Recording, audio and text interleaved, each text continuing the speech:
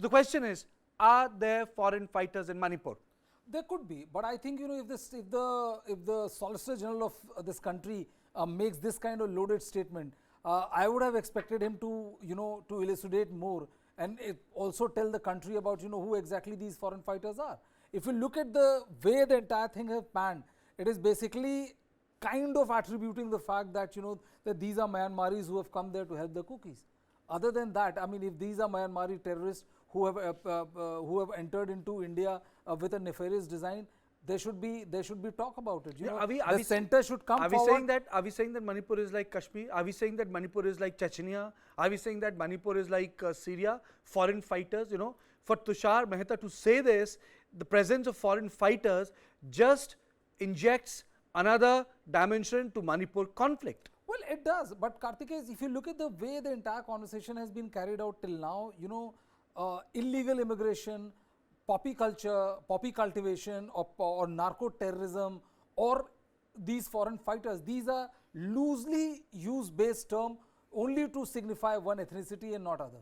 And that is the reason why when Tushar Mehta says that dead bodies, most of dead bodies are those infiltrators who came with a particular design and got killed, when did they got killed? Okay. And why was there no talk about it? I think on our screen we will be able to see Khuraijam Athouba, spokesperson COCOMI.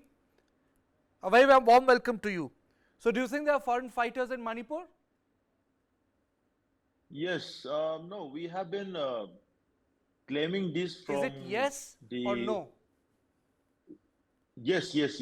I mean, we have been claiming the involvement of certain foreign origin militants, you know, taking part and attacking towards the Meitei villages in coordination with the certain militant groups who are in suspension of operation with the government of India.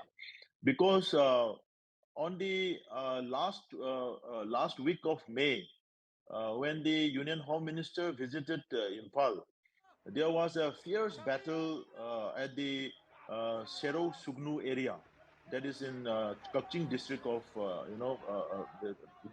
the Manipur Valley, and in that place there was a heavy gunfight between the two sides for almost, I think, 4 consecutive days, and at the junction of a road, 4 dead bodies were lying there, and the state forces couldn't even reach to the dead body and recover it.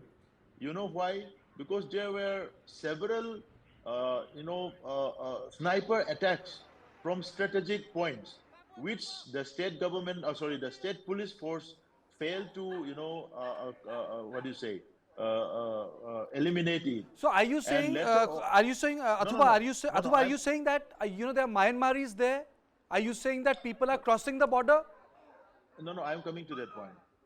When finally the headquarters of the UKLF, one of the Sioux signatory groups, it was completely, taken over and destroyed by the state forces and the Indian security forces, paramilitary forces, and Indian army together.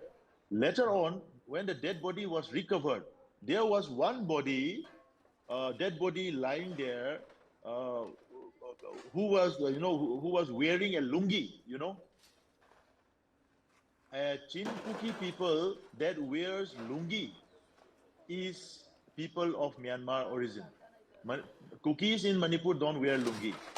Lungis are wear by people only from across the border. No. And there were also several video evidence, drone evidence that drone camera has captured some videos where lungi wearing people holding automatic rifles were in the certain camps in the hill areas.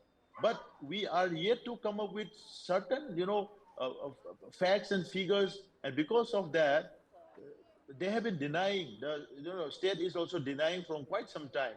Even the Assam Rifles were also denying when we make this kind of reports to them, because we are not having sufficient evidence to prove that things are happening. Mr. Kipgen, your first response to what Tushar Mehta said, foreign fighters in Manipur, is it true? Do you agree?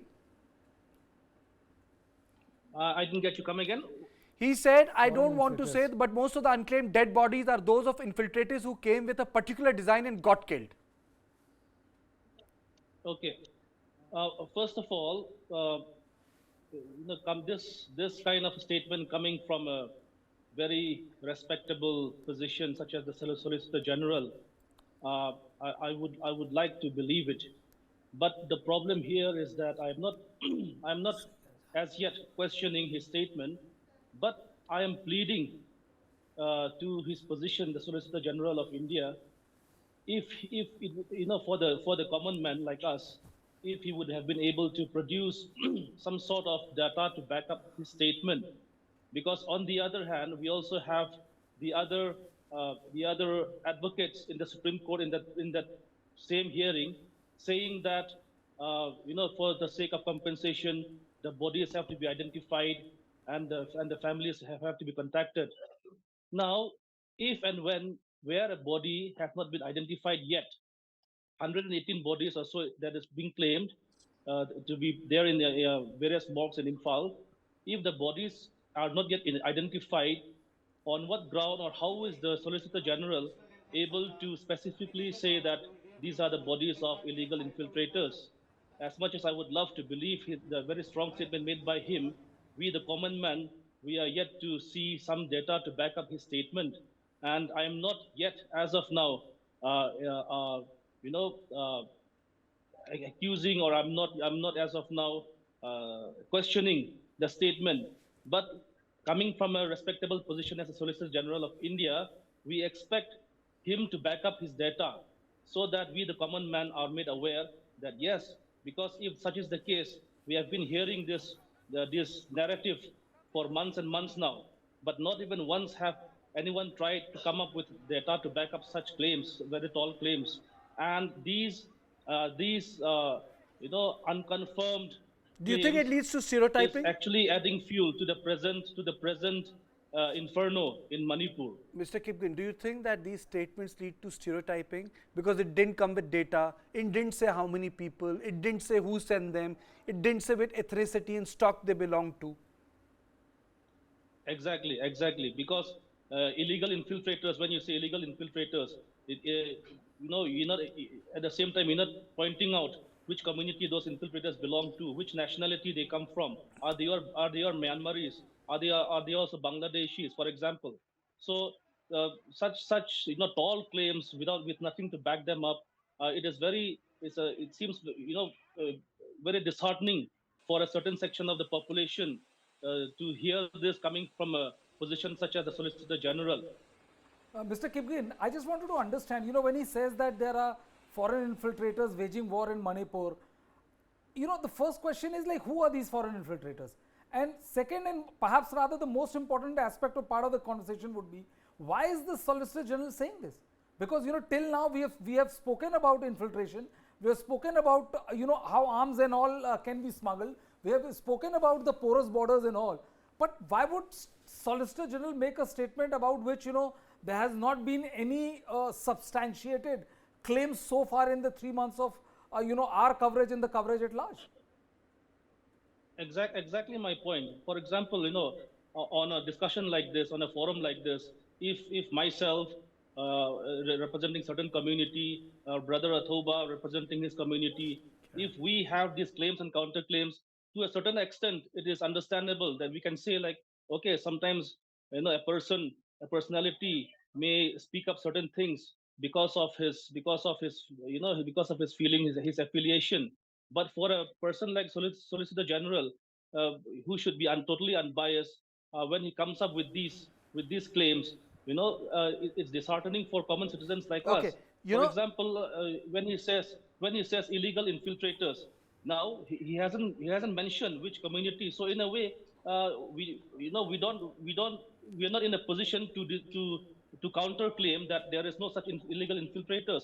But at the same time, in all these narratives, when you talk about illegal infiltrators, Meiteis are never questioned, or the issue of or the Nagas are never questioned. It has always been labeled with a particular community. And here, I would suggest that the Solicitor General should be a little, careful, because he may say things within a certain context, but this context when it comes to the national media, it is understood only as illegal infiltrators belonging to the Kuki community, because that is what the narrative the state government has been pushing so far. So it is unfortunate in that aspect. You know, I would like to draw your attention on one more subject, because if we are talking about foreign militants, we are saying that Manipur has become like Kashmir. Or when we talk about foreign militants, we are talking about like a war theater, like Chechnya. But before that, I had the opportunity to ask this question to Mr. Athouba. Mr. Kipgen, the COCOMI has issued a press release. They are saying that there is a mass burial which is going to take place in Chura Chandpur on 3rd of August, and COCOMI has released there's a press release saying that you shouldn't go forward, you shouldn't be creating a mass grave there. Let me just read that out for you, because it says that and the exact word is, encroaching over the state land is also a violation of laws, and cremating altogether to nearly create a mass grave at the evicted areas of Meitei, symbol of to evicted Meitei villages will not only provoke the sentiments of the people on both sides, but also has remain a symbol of enmity between the two neighboring villages forever. What is happening, Mr. Kipgen? Do you have any idea of that? Mass burial, Chura Chandpur? Mass burial, the site being in Churachandpur, the exact location and the dynamics of that area, I would be wrong if I say I'm well familiar with it, although I know which areas it is being targeted. But the particular claims, because whether a part of land it belongs to the state government, or whether it belongs to the Kuki community or a particular village, that has always been contested, since 2 years back, 3 years back. The state government has always been alleging that we are encroachers in government lands, that we are encroachers in forest lands. So this debate has always been there.